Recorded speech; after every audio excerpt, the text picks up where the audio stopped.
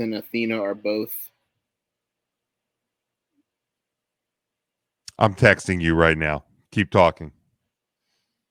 I'm texting you right now. Keep talking. Yeah, I think Mercedes Martinez and Athena are going to be the stable women in this division moving forward.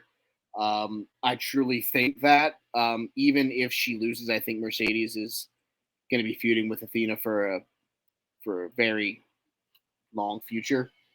So with that being said, I'm gonna take the title change, but I'm okay if it doesn't change because I think that stability works perfect. Yeah. All right. Let's keep going here. Pure Wrestling Rules match for the ROH Pure Championship. Daniel Garcia defending against Wheeler Yuta. This match, much like FTR versus the Briscoes, has tremendous potential to take match of the night. I think it's either this one or FTR versus the Briscoes. Certainly, and unfortunately, the ROH World Title match will not be in that conversation. But I think this one's going to be fantastic. I would be 100% fine with either person winning the match here. But I think the title is going to stay on Garcia. I would agree with that assessment. I think Daniel Garcia walks out with the retaining the Ring of Honor Pure title. Him and our good friend Wheeler Yuta had a good match whenever Garcia won the title from him. I think it stays in the hands of the Jericho Appreciation Society member, which is weird to say because I hope he's not a member of that stable after Final Battle because they do their own thing. But I think Jericho is going to kind of probably be on both shows for a little while. So give me Garcia to retain the title.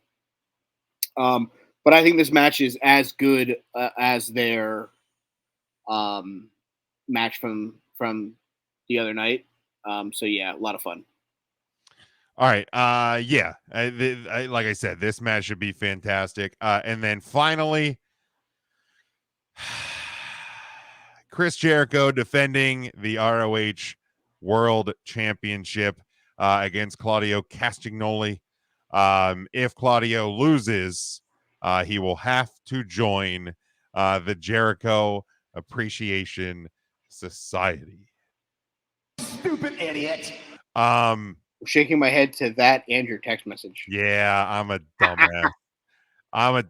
I'll go full reveal. And I mean, hell, if you're on the YouTube channel watching this, you'll be like, where's the first part of the show? Funny thing about recording video, if you don't hit record, it won't appear. So it's like waiting for someone to show up to do a show but forgetting to send them the link. Whoopsie, who would do that sort of a thing? I don't know, man. But so what the video on YouTube of the show that catches our predictions like right in the Mercedes Daniel Garcia gap right there. That's where the video recording started. We have the full audio recording, so that's the good news. Good, I don't have to go back and try to redo all that all over again. We are not going to try and redo the first half hour of this show. No. But so we have the full audio that's going to be on the podcast feed. We're also going to do like one of these headliner videos that's like just a graphic episode on YouTube. We'll make sure that gets up as well. So if you take in the content of Take 3 Wrestling on YouTube, head over to the headliner version for the first 30 minutes of the show. So now now you get to see our mugs. I will. I apologize for that. And if you're starting on the headliner side, jump over at this point to the actual video if you want to see our pretty faces. So I'm a dumbass, as I proudly proclaim. I'm an idiot.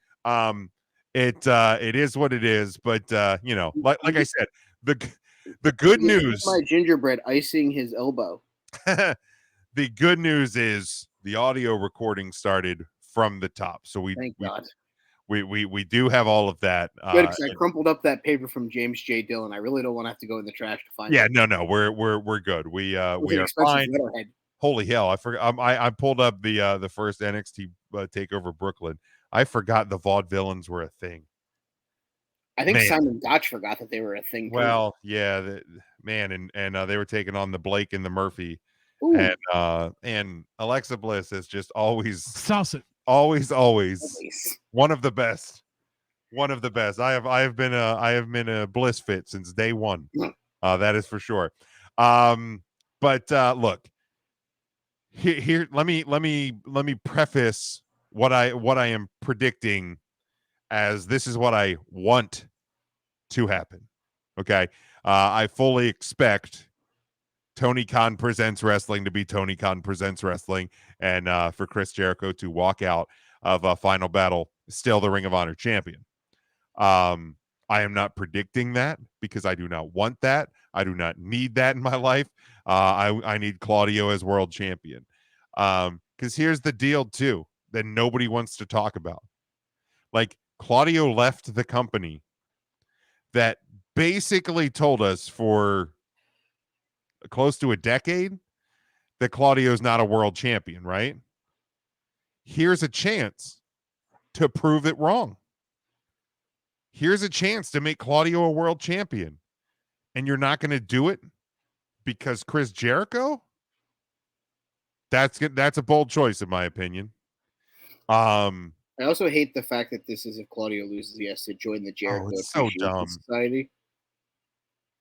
It's just so dumb. I hate it. This is Maxwell Jacob Freeman trying to win his way into the inner circle all over again. It's just, man.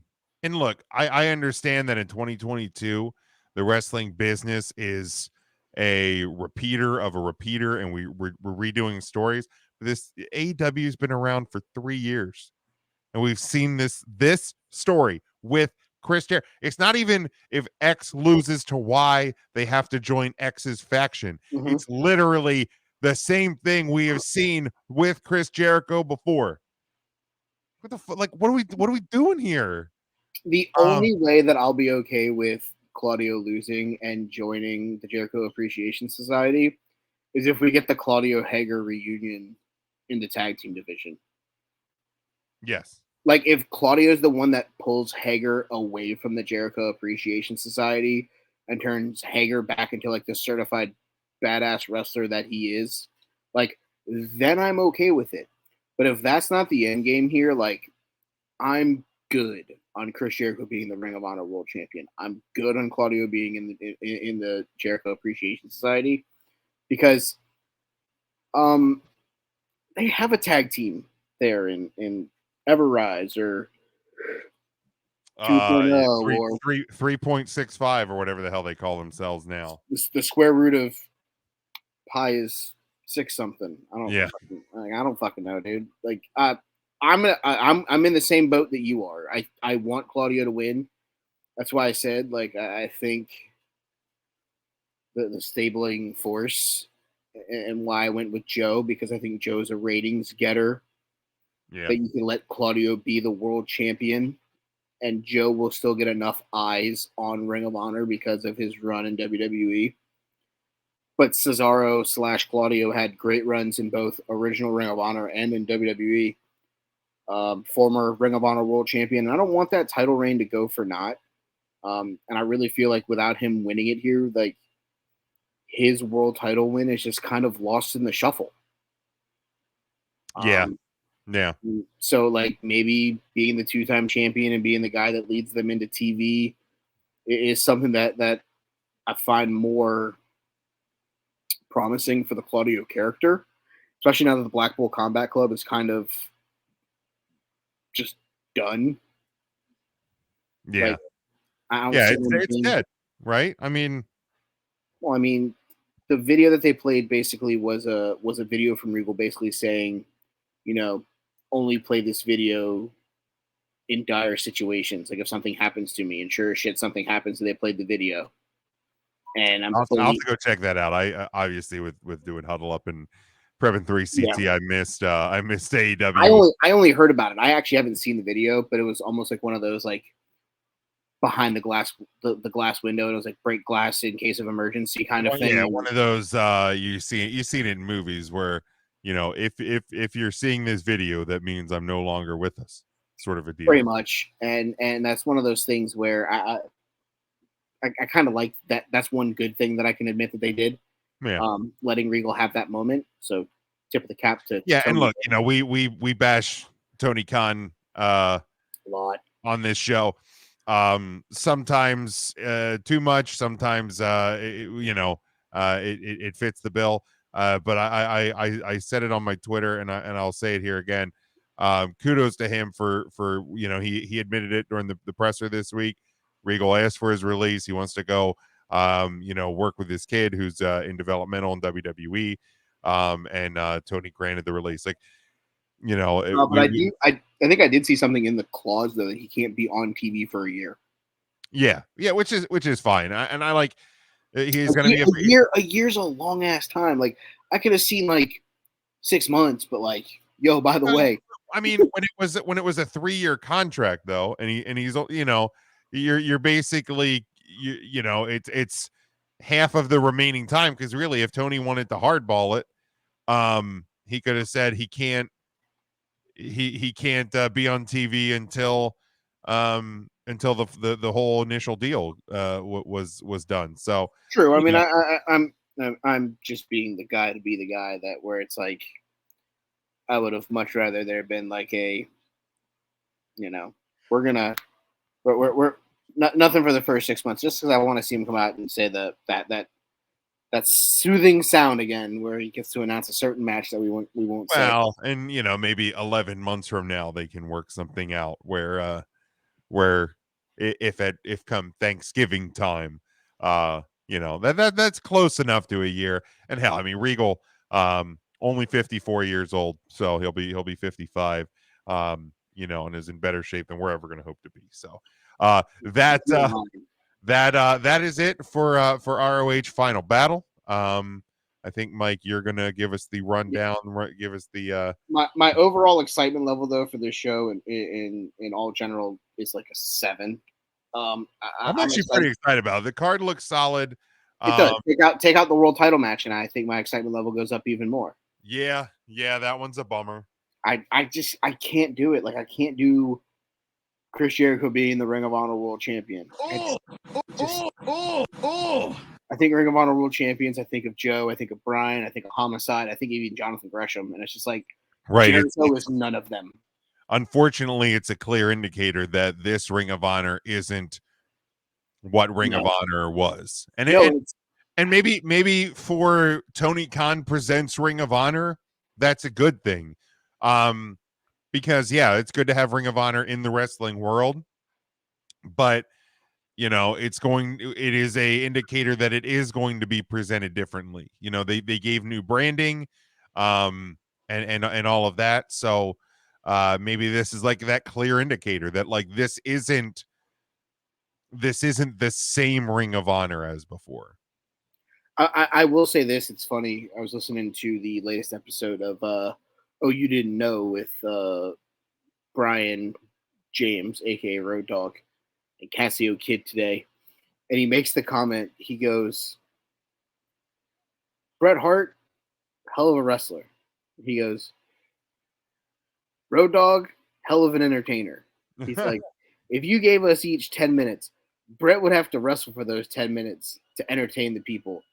Me, I could sit there, I could cut a promo, I could do a dance, and then I could wrestle for 2 minutes and fans would be entertained.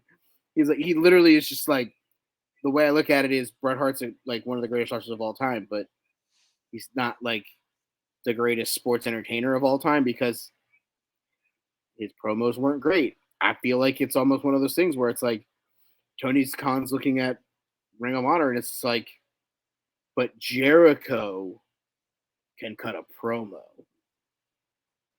Yeah. But Bryan Danielson and Samoa Joe and Claudio also can cut promos, and they're like 20 years younger than him and are Ring of Honor stalwarts, and you're still going with fucking Jericho. Yeah. It's Like frustrating. it certainly is. But yeah, let's move on here. NXT Deadline, Mike. All right, we're gonna move over to the Eastern Seaboard, about 2 hours north of yours truly, from the Performance Center in beautiful Orlando, Florida.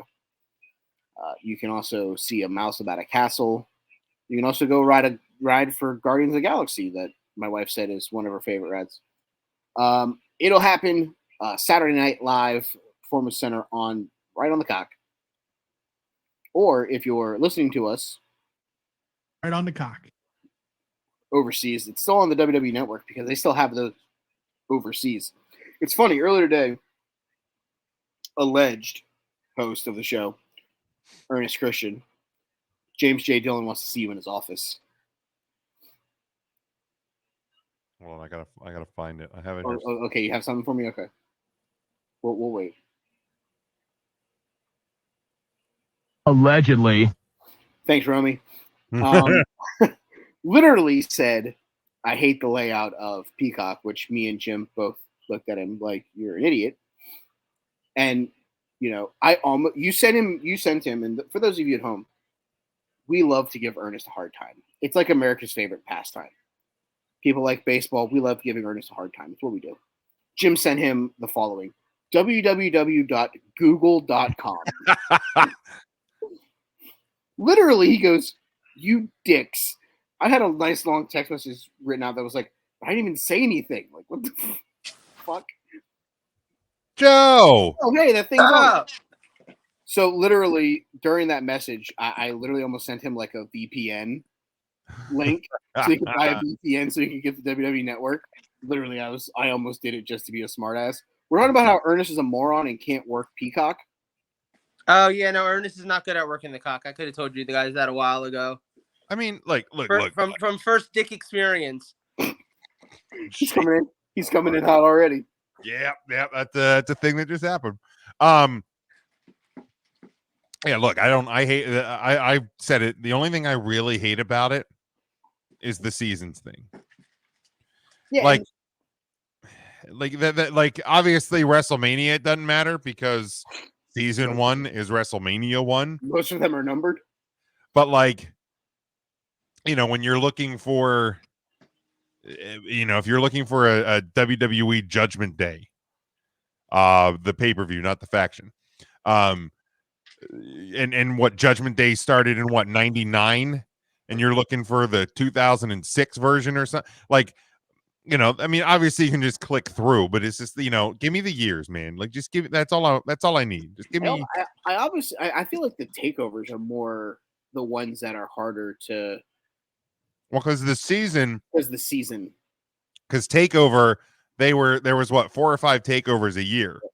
So in season 1, you have all of them that took place in, 2014, and then I mean, it's annoying. You got to go season by season to see if the one you were looking for is there. But isn't there just a search function? There might be. Yeah, there's definitely a search function. I feel like if you hold on, I have my cock like, out right here. Let me just Takeover. I don't know how good a search function it is. I don't know if you could put in Takeover 2015 that only those come up. Okay, here's the thing. You can search Tyler Breeze, or you could search, Liger.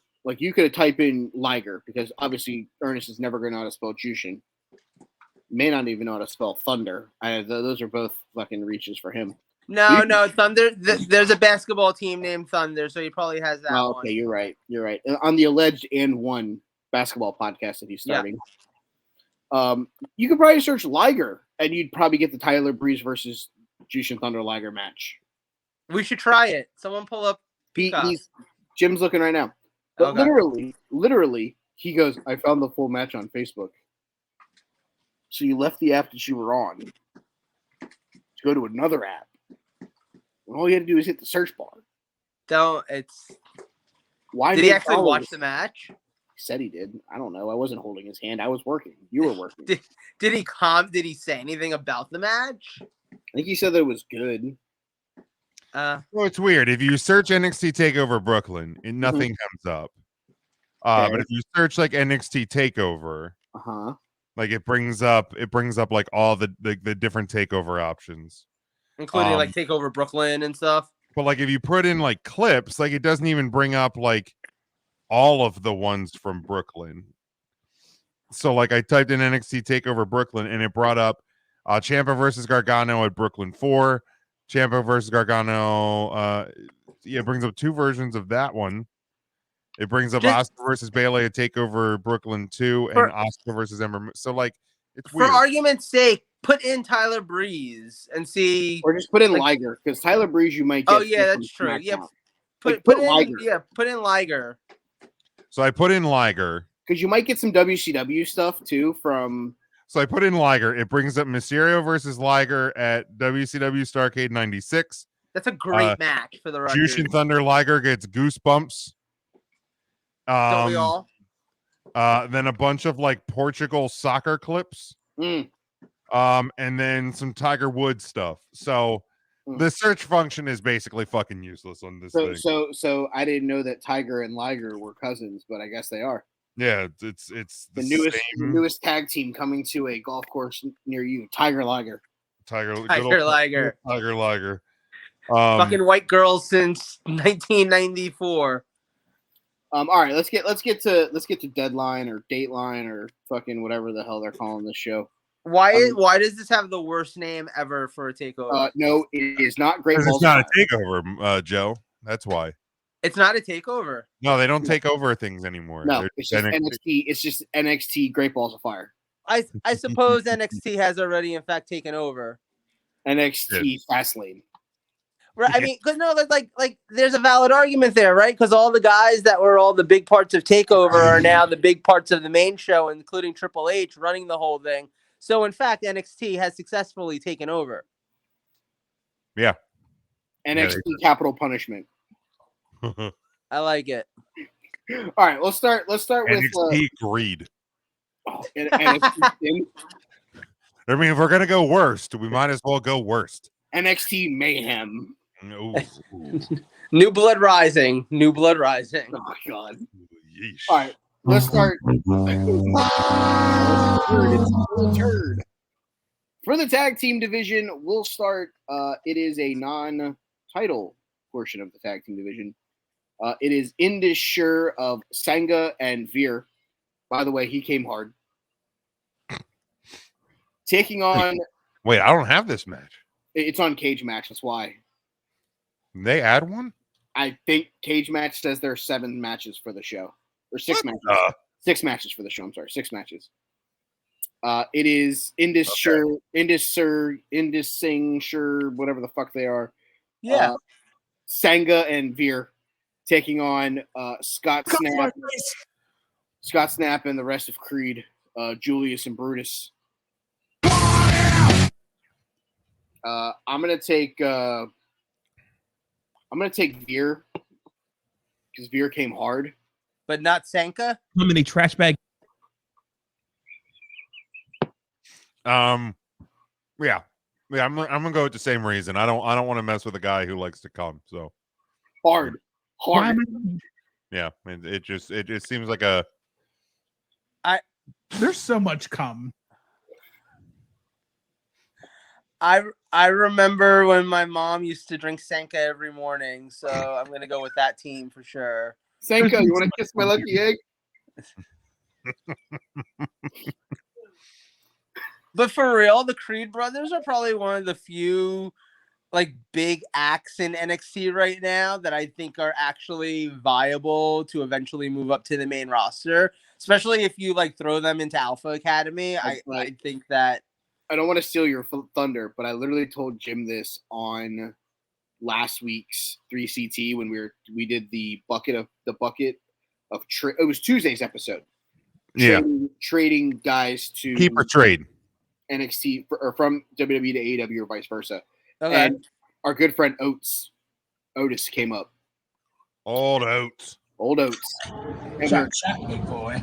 I looked up and I said, I can't take credit for this because this isn't I didn't come up with this, but Joe brought up putting the Creed brothers with Alpha Academy if they gave Chad Gable a singles run. Yeah. So literally, I did give you. I did give you credit for it. I will say that. Appreciate it. You did. I actually think that this could lead to the Creed brothers going up to the main roster, because there ain't much left for them to do on the NXT roster. Yeah, no. So yeah, give me Indus. In the only other storyline-ish match here, a women's match between Alba Fire and Issa Dawn. For those of you that don't know, Issa Dawn was the one who cost Alba Fire the women's title match against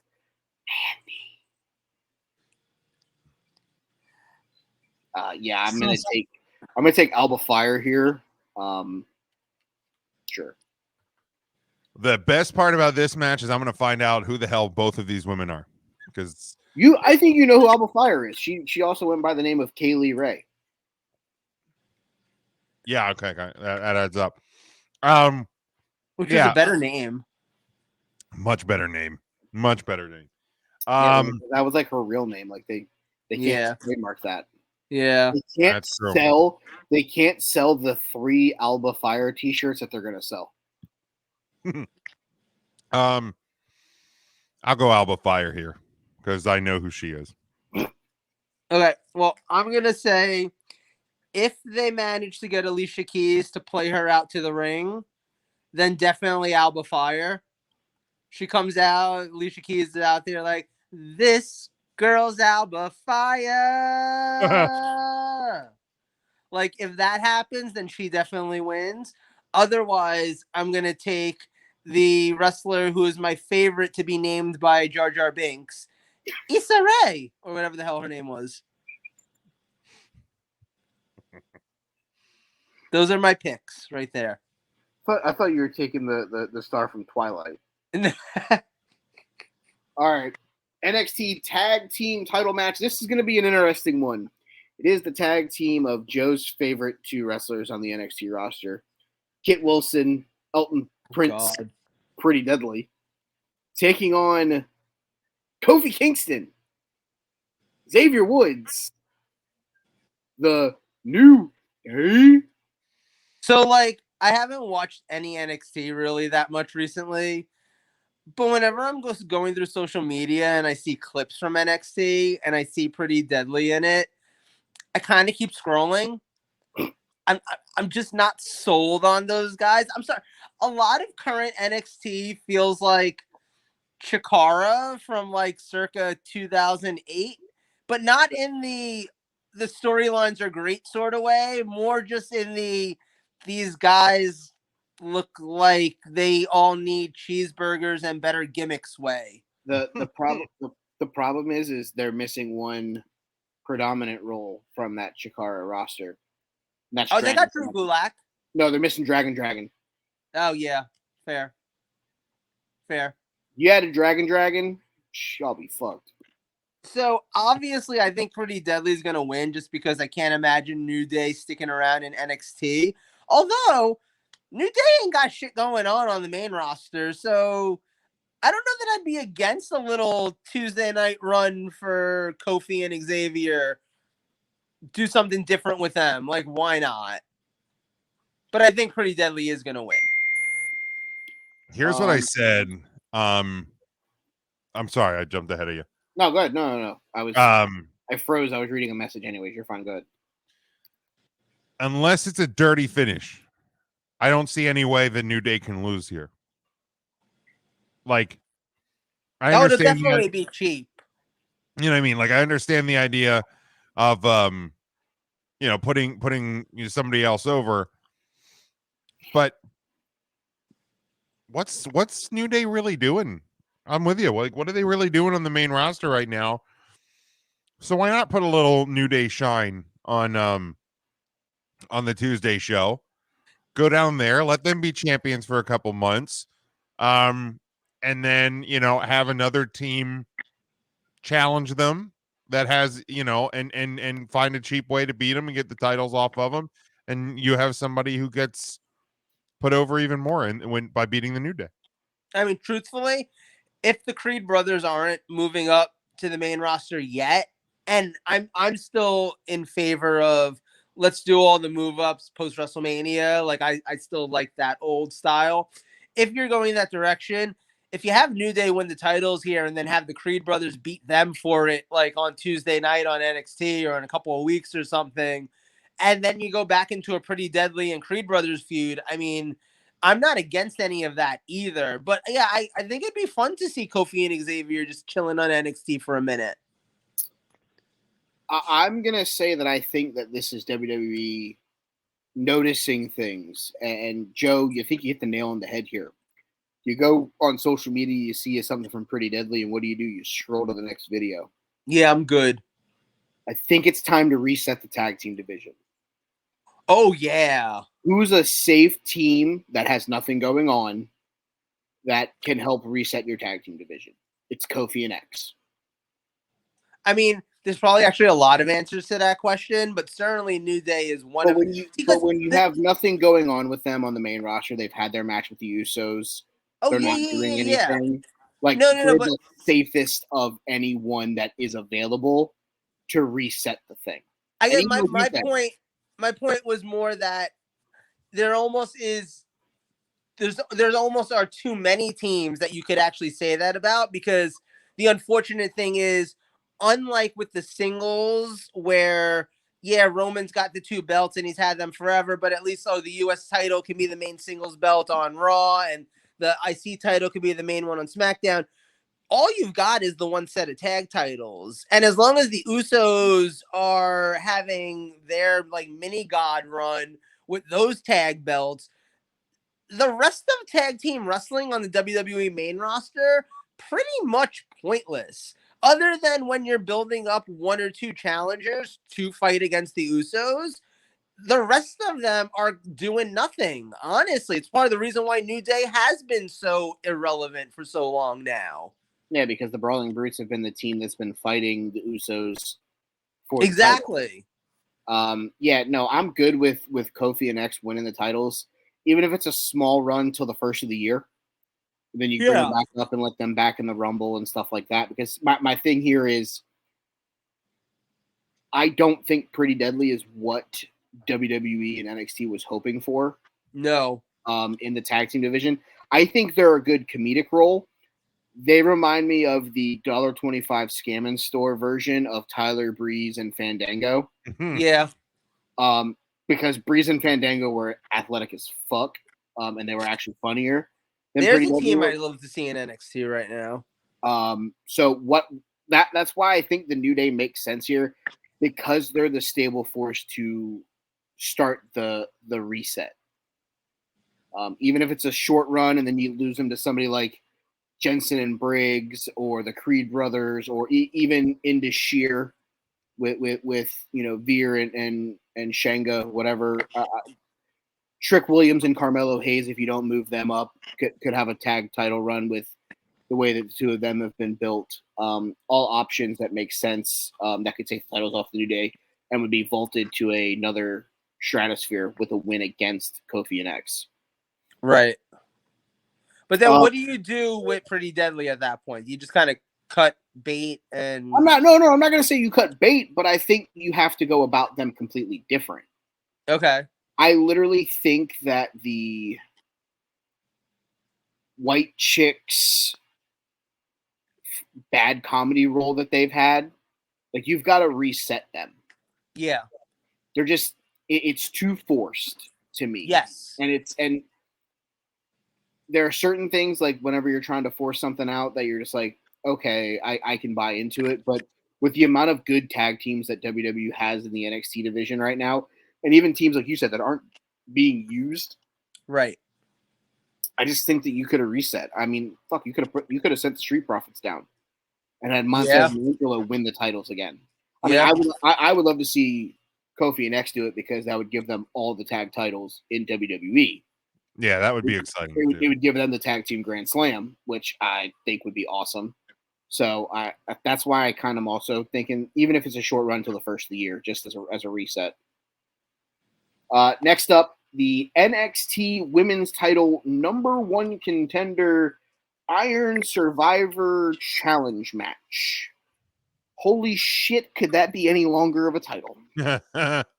Now, for the sake of those of us who don't fully know what the fucking Iron Survivor match Are you looking is, it up right now? Yeah. Jim's like looking it up. other than I'll give you- something that Shawn Michaels thought of with his one good eye. Yeah. If you could explain to me what this match is. While he's looking that up, I'll give you the contestants. Okay. It is Zoe Stark, it is Cora Jade, Roxanne Perez, Kiana James, and the winner of the wild card match on this Tuesday's episode of NXT Television, it is Indy Hartwell. I almost want to feel like this is it's almost like the championship scramble, Yes. but it's where the first two get 5 minutes, and then it's 5 minutes, and it's 5 minutes. All right, here we go. Rules and format were covered in Michael's announcement a couple weeks ago. They announced the rules. WWE since announced the rules for the bout. 5 superstars will compete in this unique 25-minute match as they battle each other in the clock. 2 superstars will start the match. Every 5 minutes, a new superstar will enter until all 5 are in the ring. The goal is to have the most falls when the clock hits 25 minutes. Falls can be won at any time via pinfall, submission, or DQ. When a superstar scores a fall, they will earn 1 point.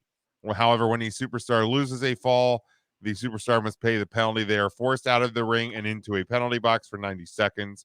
Once the 90 seconds are up, a superstar can re-enter the match. A superstar who has scored the most falls when the clock hits 25 minutes will be named the Iron Survivor and become the #1 contender for the NXT Championship and NXT Women's Championships, respectively. So literally the person that gets the number 5 is only going to have 5 minutes to. Yeah, that's actually a really stupid gimmick. Because think about it. Every other wait.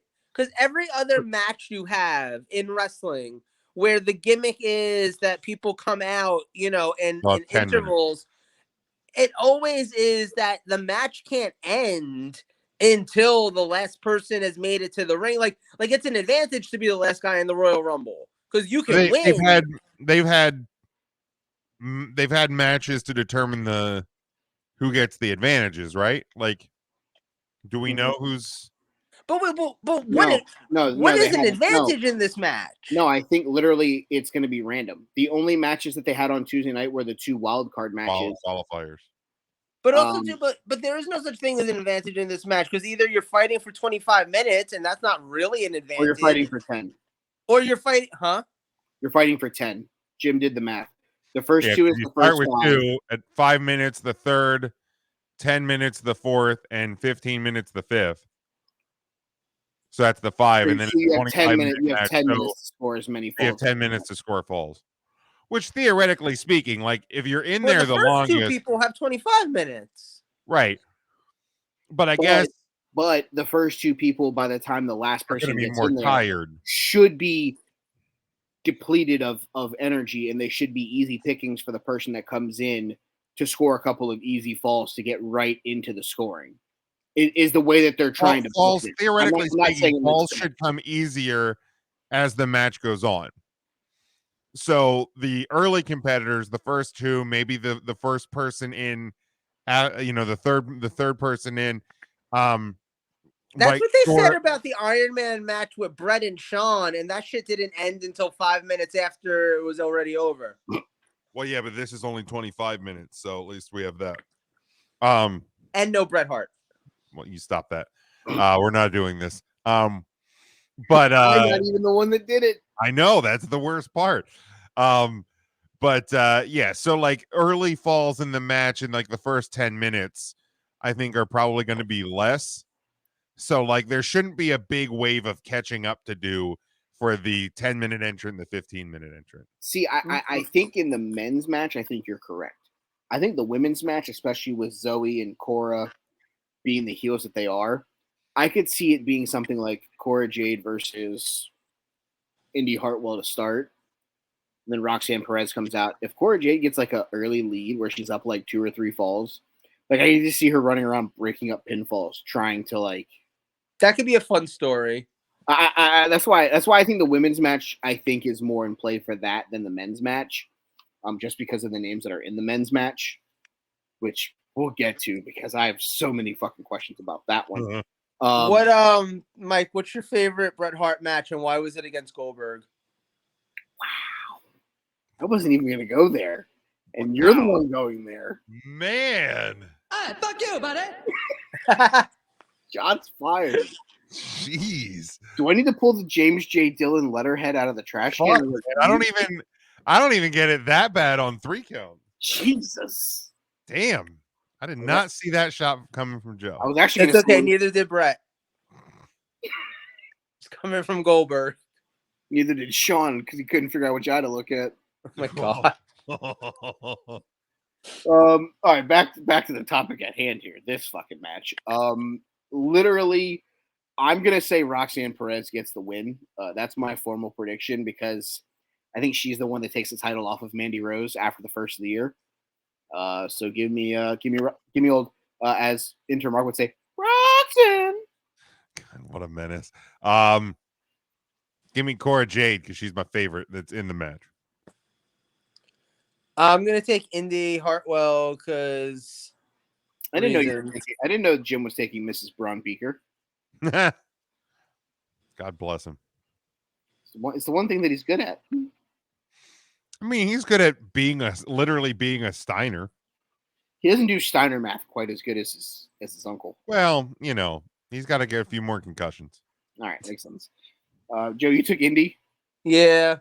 All right, so that means Ernest is taking Kiana James because, well, fuck him. That's why. Sure, why not?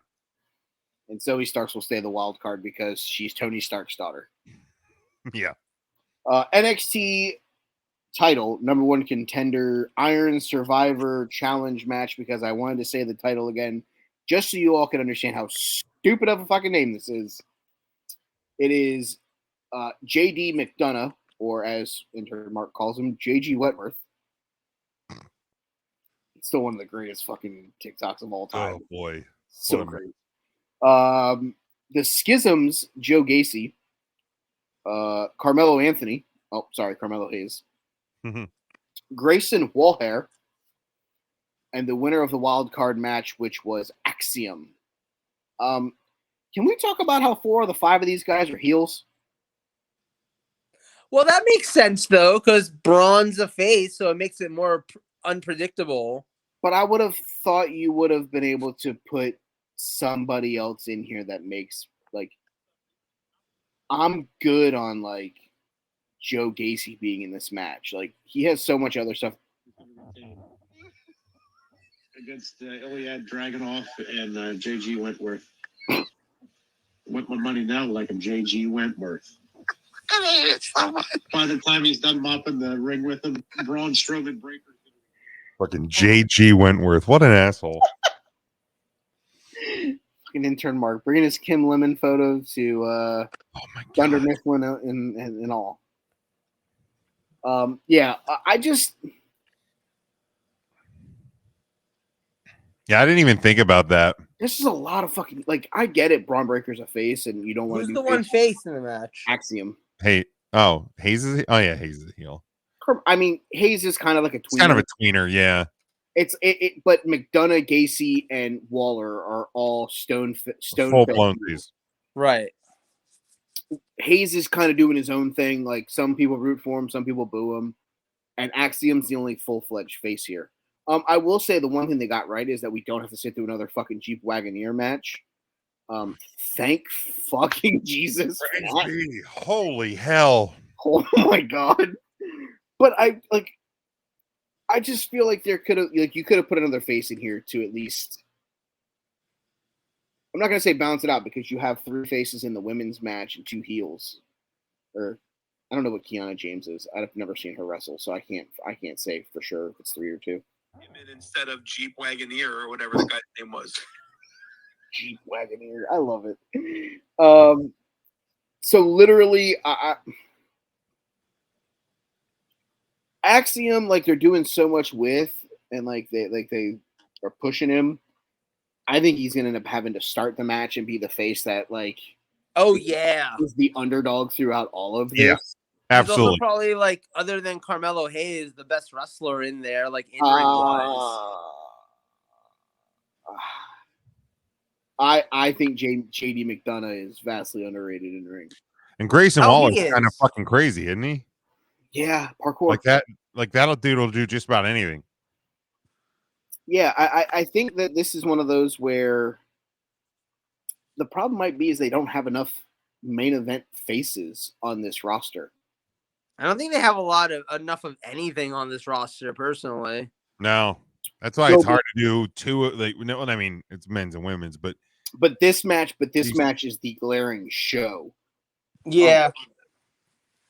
Like literally, you don't put Wesley in there because he's the North American champion. You Right. don't do anything with fucking him and Dijak because that would fucking make sense. You don't even have them having a match on this fucking show.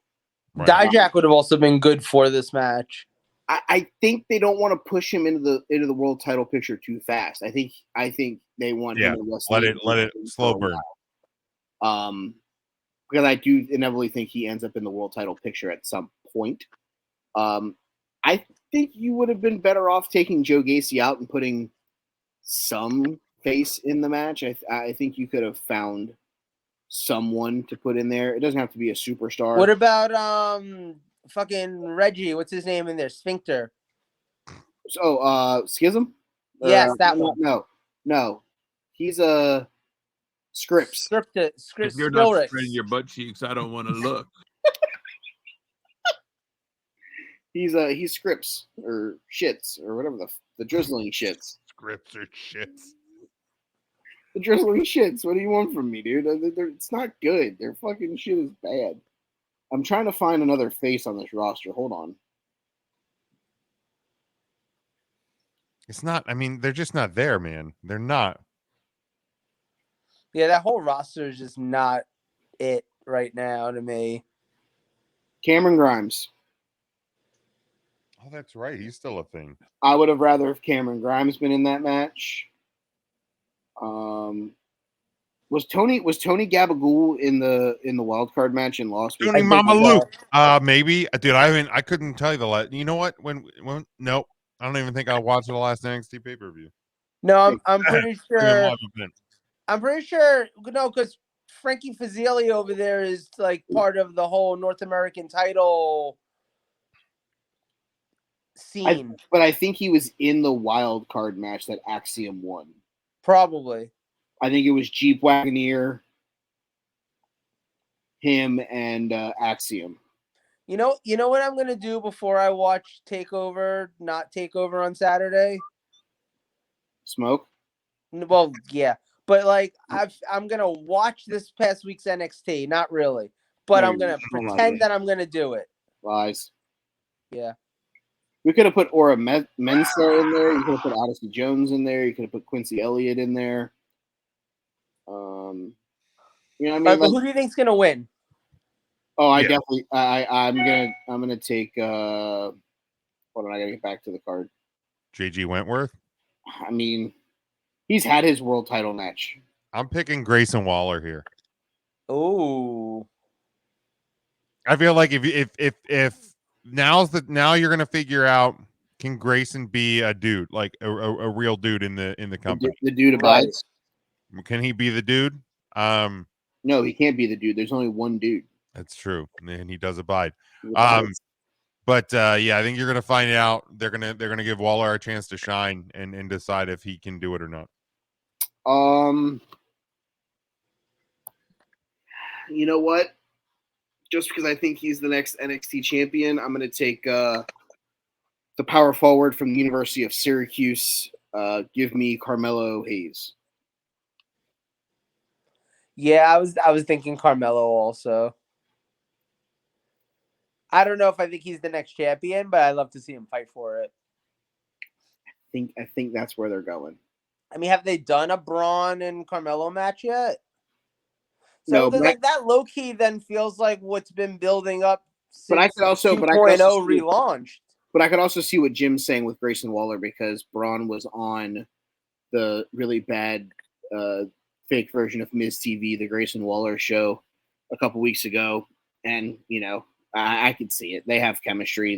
They could get a good match out of that. So definitely there. All right. Finally, the last thing of this show for the NXT Championship It is Apollo Cruz, Apollo Anton Ono, Cruz Ramirez, Go Apollo taking on everybody's favorite Muppet, Ron Beaker.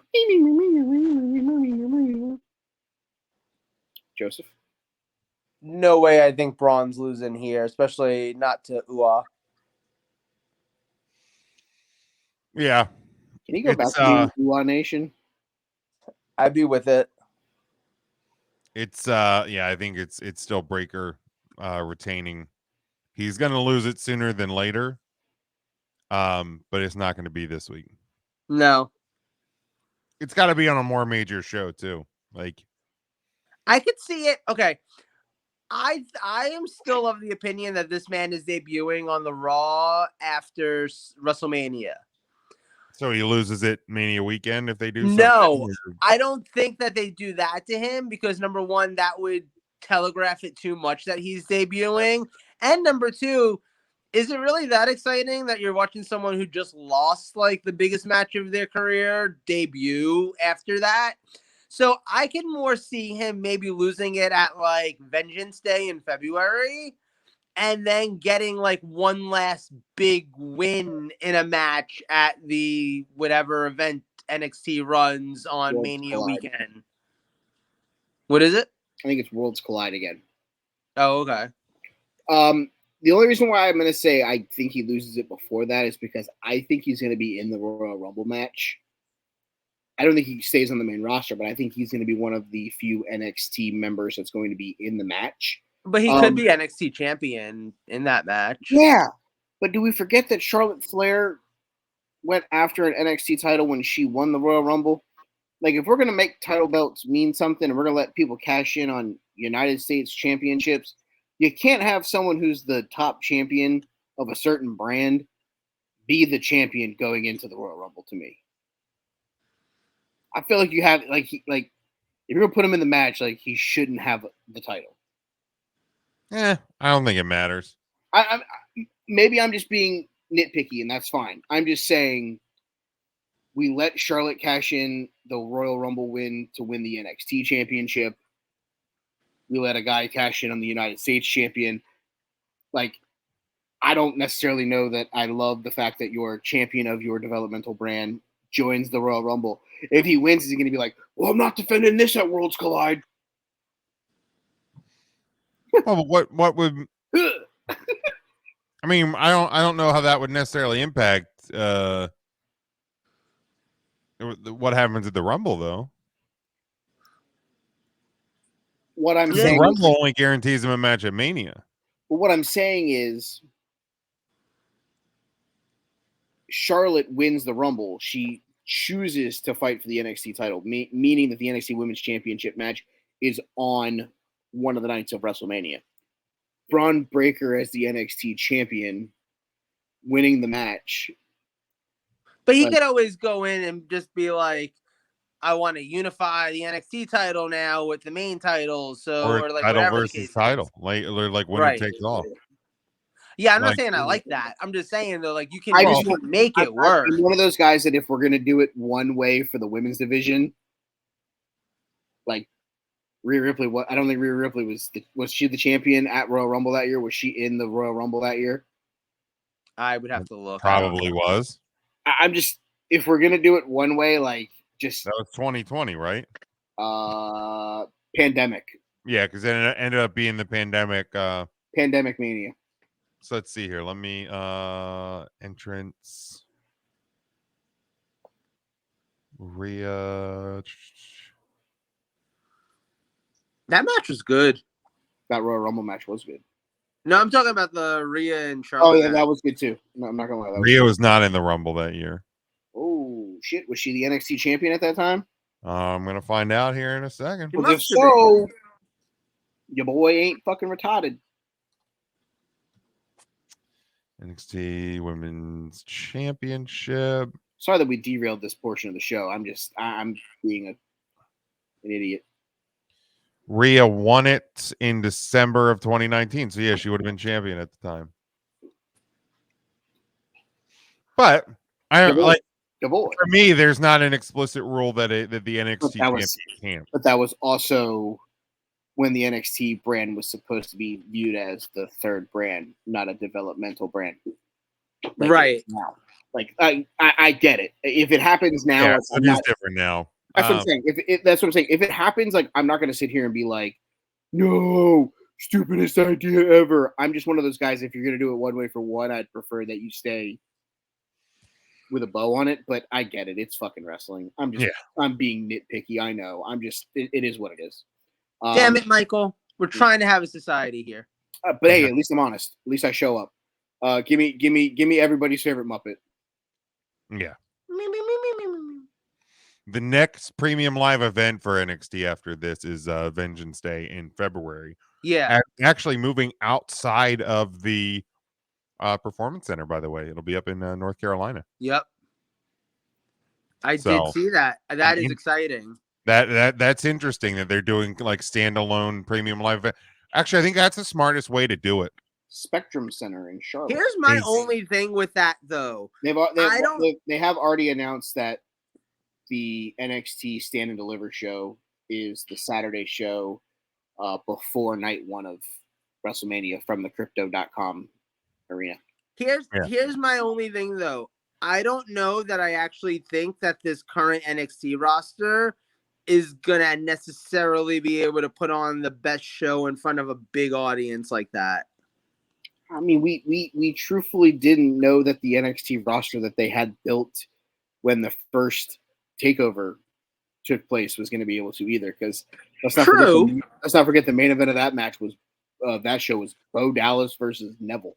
Yeah, but that one was still in front of Full Sail. Correct. And the thing is, maybe not standalone, but if you start putting them back, especially at the Big Four, where people travel to those events, maybe this roster can be in front of big audiences again. But they're smart with where they're putting it. They're not putting it in Oklahoma. They're not putting it in... They're putting it in a wrestling hotbed. Yeah, they're putting it in a place that loves their professional wrestling. True. And here's the thing, too, with the Spectrum Center is, I mean, it holds... 12,000? It holds like 12 to 14,000, but it also has an upstairs that you're probably not going to... So you're gonna look to open up. So you're probably going to do lower bowl seating only. 8,500.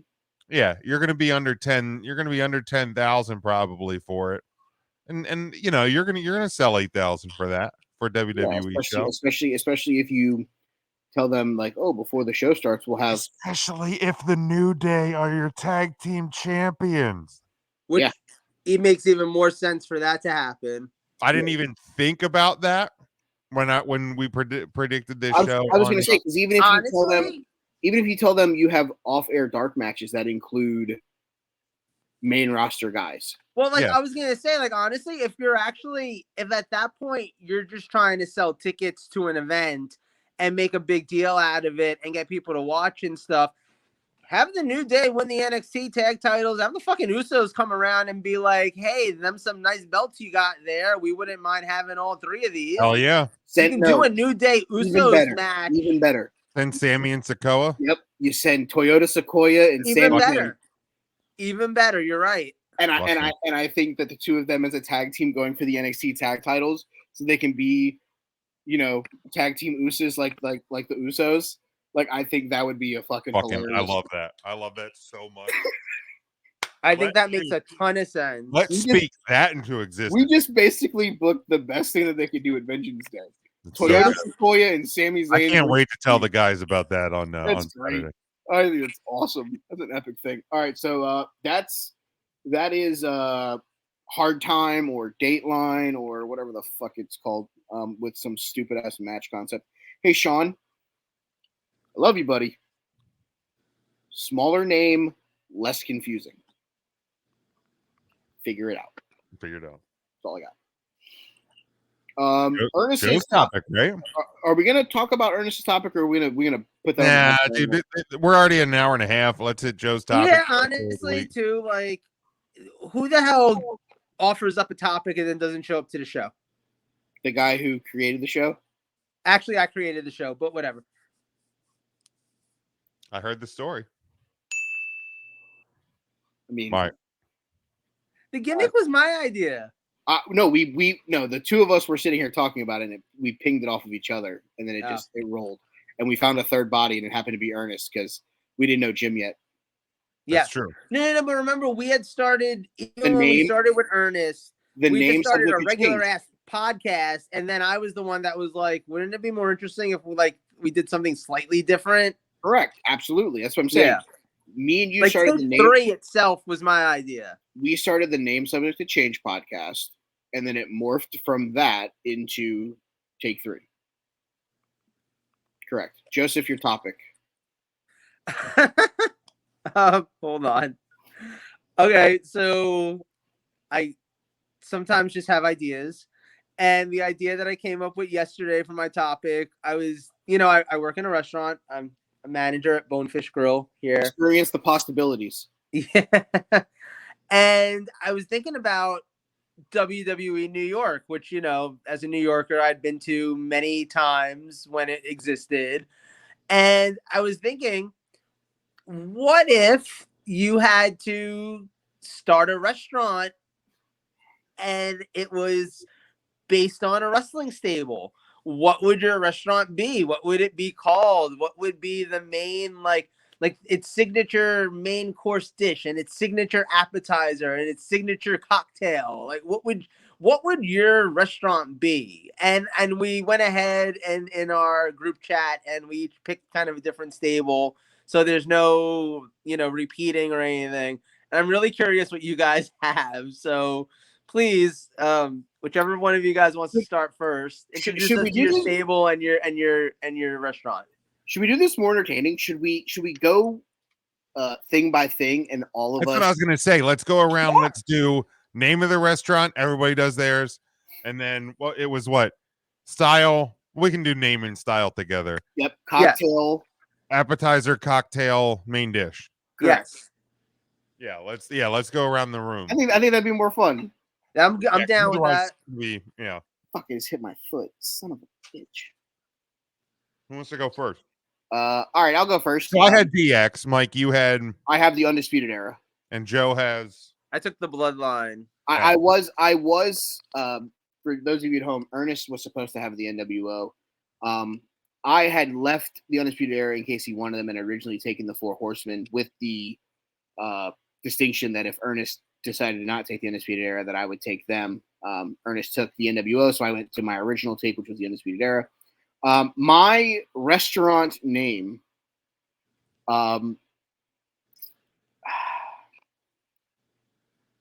Elite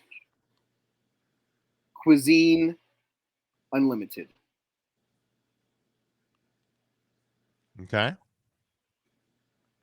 I tried to bring the UE in a different way.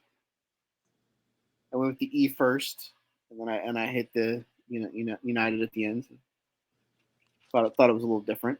So I got the Degenerate Eat Chin X Bar and Grill. I had to spell it out. So if you're not watching on the video, check it out. But it's Degenerate, and then it's like a dash eat in big letters. -ION X Bar and Grill. That's a good one. Joseph?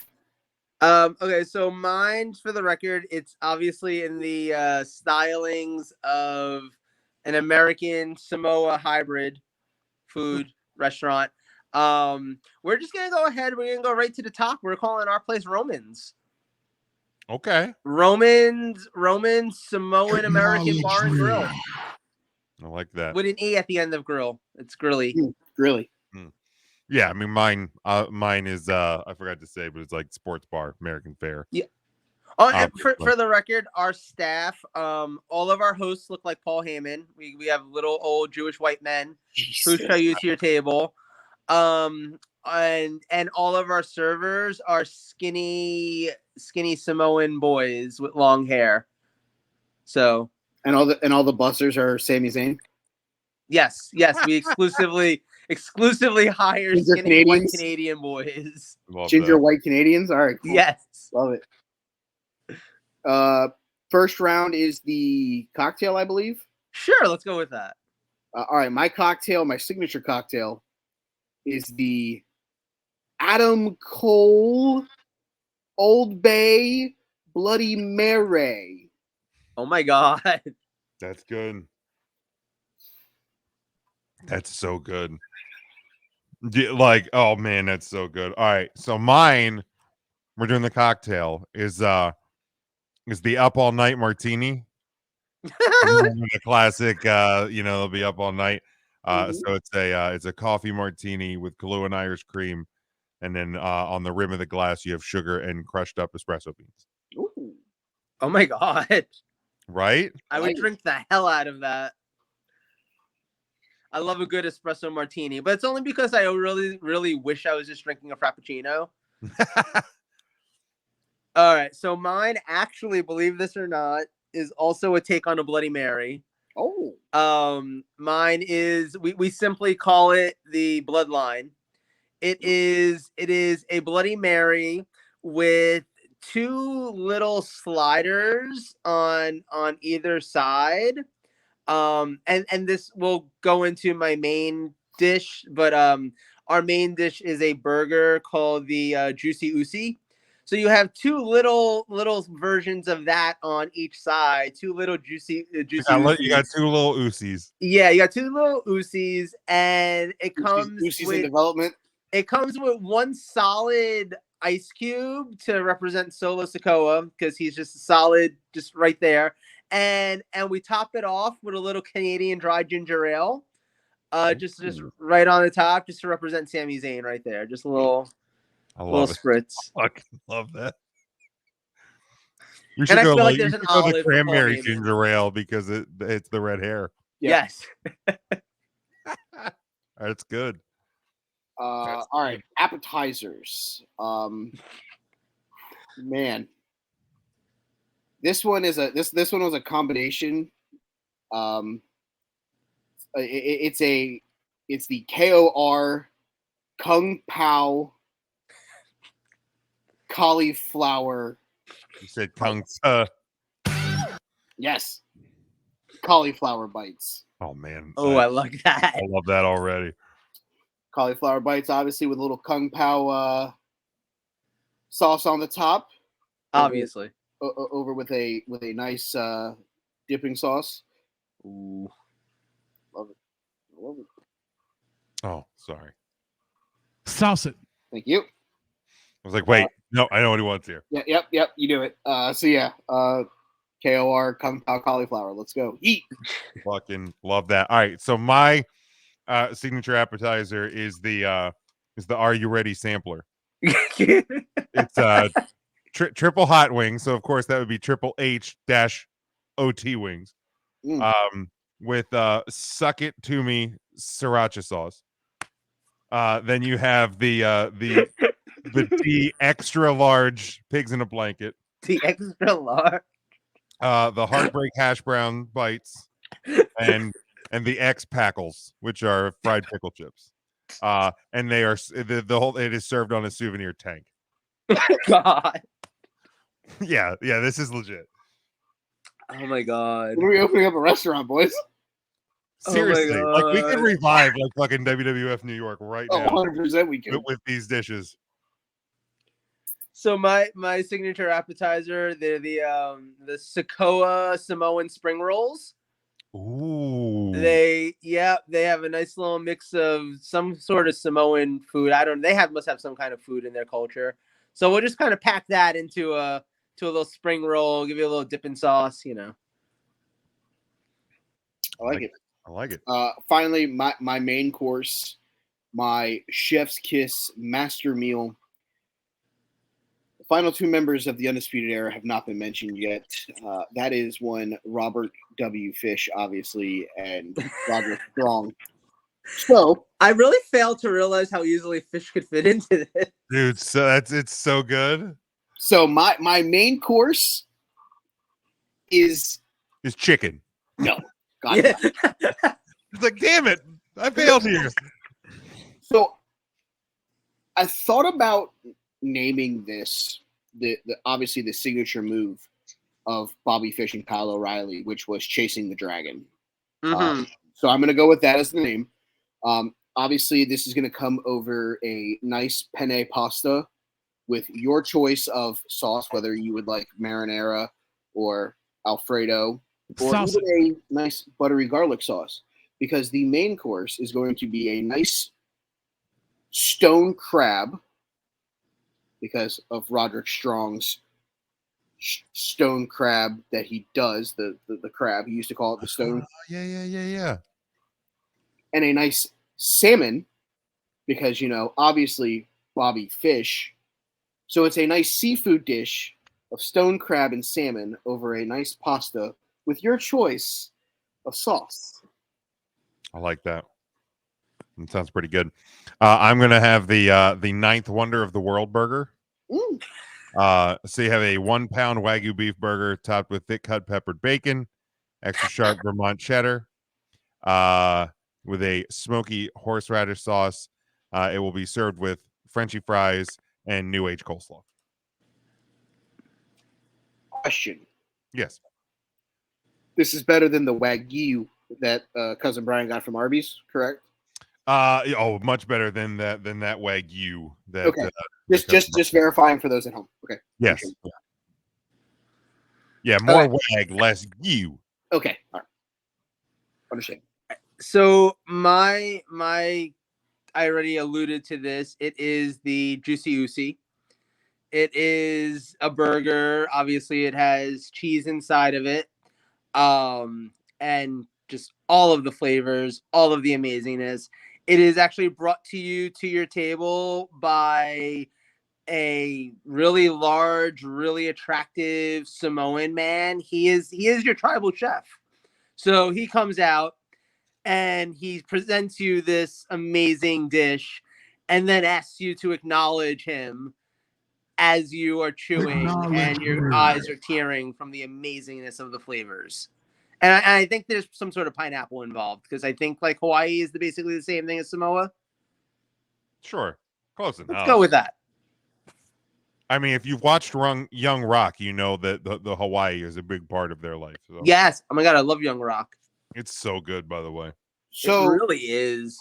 I kind of did something, because that's what I do. I took Joe's topic and I sprinkled a little bit of extraness on this. I came up with a dessert. Ooh, bonus points. So, obviously, Undisputed Era has really only been 4 members. Uh-huh. But I went to our good friend, the PD of Wiki, and I reading through the NXT era. I completely forgot that on a random episode of NXT in October of 2017, Taynara Cross, or Taynara Conti, the now Mrs. Sammy Guevara, yeah, I get it, cost Nikki Cross a match because of their feud with Sanity.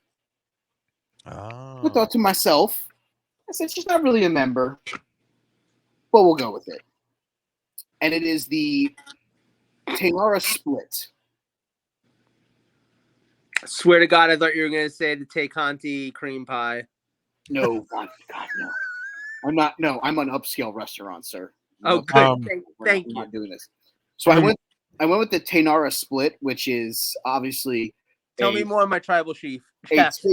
a take on the obvious banana split with a nice creme brulee.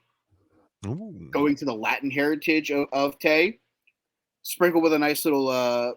You can choose some shavings. Some people like coconut, others don't. I'm not going to say it's a necessity, but I will make coconut shaving on top an option if you would so like to go that route. But it's obviously the creme brulee with bananas and ice cream and with dessert. Gotta love it. I mean, I didn't cover Ravishing Rick Rude in mine, so just really quick off the top of my head, I could do a Ravishing Raspberry Cheesecake. Ooh. So there's that. I don't have a dessert, but I feel like we probably offer some kind of poutine.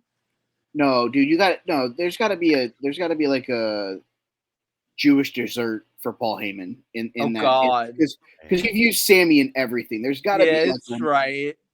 there's got to be like just a good fucking Paul Heyman-esque. I mean, yeah, like, or I mean, he's from like New York, New Jersey, so like you could do like just a New York style like cheesecake, something like yeah. that. I can see that. I mean, I'm always down for a good New York style cheesecake. Yeah, absolutely. Or I'm satisfied with this and kind of hungry now. Yeah, this is a mistake. We're doing this at 1 a.m. I'm gonna freaking go to bed and eat my pillow for my sleep. Jesus. I tend to bite my pillow when I'm in bed. Yeah, there we go. You tend to bite a lot of things, I think. Uh-oh. Finger gun. No, we're not doing that one. We're doing this. Look at me, I'm Kenny Omega. Pew pew. Pew pew. What is fucking Cornette call him? Finger gun McFinger bang. Yeah, or no, it's Twinkle toes, some shit like Twinkle that. toes McFinger bang or something like. Yeah, because he does the little hoppy step and he also does the finger bang. Yeah, Twinkle toes McFinger bang. I just love McFinger bang. It's the funniest goddamn name for like any like insulting name for a wrestler I've ever heard. Twinkle toes McFinger bang. It's so accurate. It is extremely accurate. Because I haven't listened to Cornette in forever, like, because it doesn't fit into my schedule. But like when I heard him, like, I had barely been familiar with or really watched much Kenny Omega, and then Twinkle Toes McFinger Bang, and then I started seeing Kenny Omega matches, and I'm like, I can never unsee that. Like, I just that's forever. And then you see in your head the whole time, motherfucker, he's a heel. Yeah, it's all you hear from now on. Thanks, Bruce. Yeah, that's all you fucking hear now. Extra cheese. God damn. I think he would eat at every single one of our restaurants. 100%. Absolutely. He loves burgers. So like we like two of us presented burgers. Oh yeah. No, we're clogging some arteries out there. Oh, for sure. We're gonna run, boys. All right, wrestlers of the week. I got the first pick last week, so producer Jim will give you the honors this week. Oh fuck. Not a great week, honestly. Not a super deep week. But I'll go with the guy who won the McFinger Bang Diamond Ring or whatever the fuck they call it for Wednesday nights. And arguably made himself the best promo man in AEW. That is Ricky Starks. Ricky Skaggs. Nice pick. He either earned it this week. I feel like he either earned himself a new deal in AEW or he earned himself a great contract in WWE. Yes, 100%. I agree. I'm gonna take the now and forever reigning TNT champion Samoa Joe. Right. My first pick. They defended the unified tag team titles against Matt Riddle and Kevin Owens on Monday Night Raw. Give me the Usos. All right, I will do it so Mike doesn't have to. He is the SmackDown World Cup champion. He's still a dick. Rick O'Shea. tpublic.com/user/TheCountThursday. Correct. Joseph? Did the Acclaimed win their match? They did. I mean, that's a big one. They beat FTR. Like, there we go. Yeah. We talked about that a little bit before you were able to get on when we went over the Ring of ROH show. Yep. My pick, he won the triple threat match against Jeep Wagoneer and Andre Chase. Give me Axiom. My favorite kind of body spray.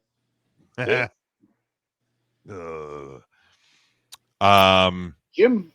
Give me Woof. Welcome to the thinness that is the rest of the week. You know what? Fuck it. Give me the guy that actually was successfully able to get a release from AEW and is on his way back home to WWE, and that is William Regal. Yeah, I had no idea that his son was working in NXT. I had not a clue. Yeah, he had a match this week. Yeah, no, but I'm saying like I had no idea that he was there until this week when everyone was like, "Hey, look, his son is there," and he looks a lot like him too. Is the crazy part. About how fucking skinny and tiny both Sasha and Bailey were at the first NXT Brooklyn. Oh yeah, like they were like babies, man. Like it is almost unrecognizable, both of them, but especially Bailey. She's changed the most since then, but holy crap. Joseph? Indy Hartwell.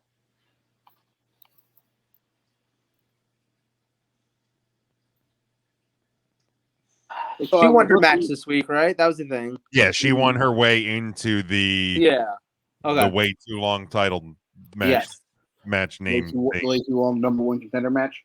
Yeah. So I was looking to try to spice up the last spot here.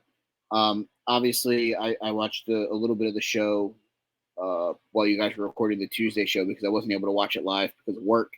And Matt mentioned Trey Miguel winning the Revolver title and then losing it 20 seconds later to Steve Macklin. I'm not going to put either one of them on there. I then was looking at the results of that match and saw that the main event match was a Hell of War match between Rich Swann and Swerve.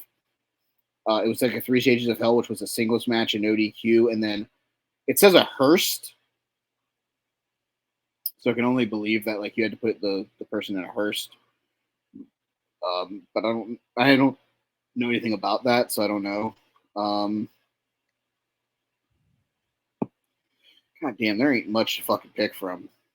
Bye, Joe. Oh, did he leave? Yeah. Bye. Okay, bye, Joe. I'm literally trying to fucking figure who I want to pick here. You know what? Give me Bailey because she won herself a spot in the number one contenders match on Raw.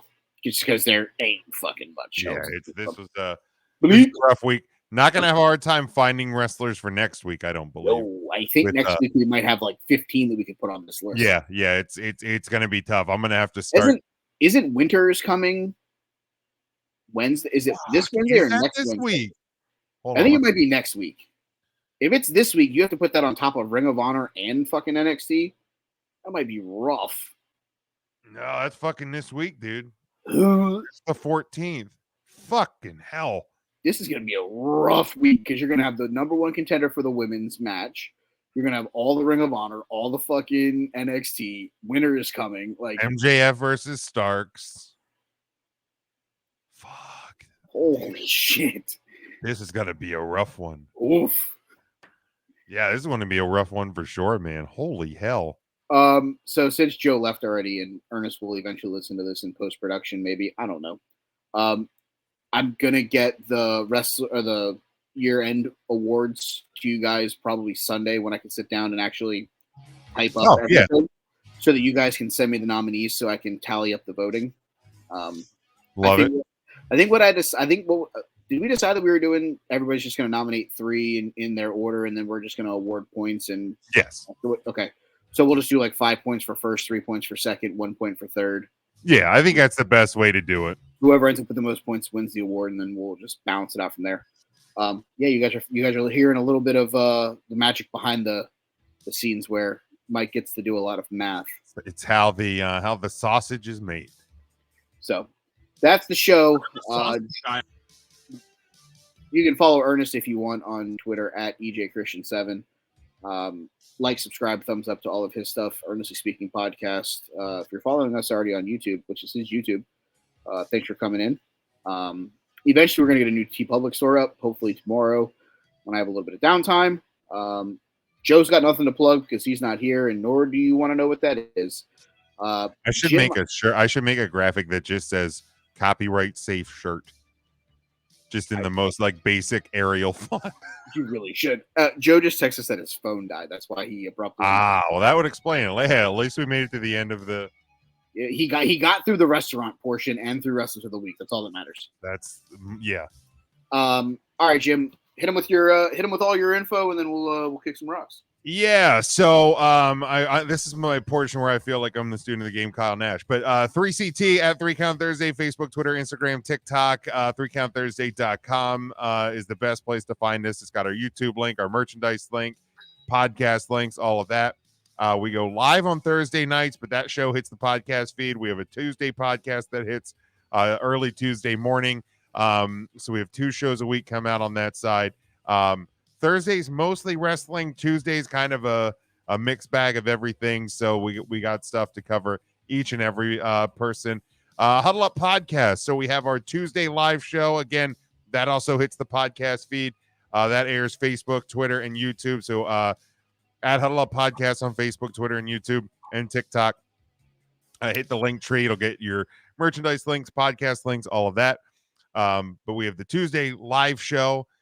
Then we have my 5 observations, where I cover just 5 things that catch my eye in the world of sports. We have Mike's, this guy right here next to me, the 5 for Fighting, where he covers 5 things from each week in the National Hockey League. Allegedly, we have a NBA show coming next week with EJ, the And One NBA podcast. But until it actually drops, I'll believe it when it happens. It is coming. When it comes, we will see. But so that's why it's huge. Like, subscribe to the Huddle Up podcast feed, because you're not getting just the weekly live show. You're getting bonus content for free each and every week. And even once we get into our off season, we're still gonna have episodes like we did every couple of weeks that drop throughout the football off season. So you're not just sitting there with a dead podcast feed for 6 months out of the year. So check that out again. Facebook, Twitter, TikTok at Huddle Up Podcast. Hit the link tree. Gets everywhere you need to know there. And then I have a third podcast. It's not sports. It's not wrestling. It's everything else in the world. It is the Discussions with a Nobody. So at DWAN Pod on Twitter, Facebook.com/Discussions with a Nobody. I may be recording another one of those here in the next week or so. But yeah, we will look for that as well. All right. You can follow me on Twitter at They Call Me Burn, BERN. You can follow me on TikTok if you want, FKC Wrestling.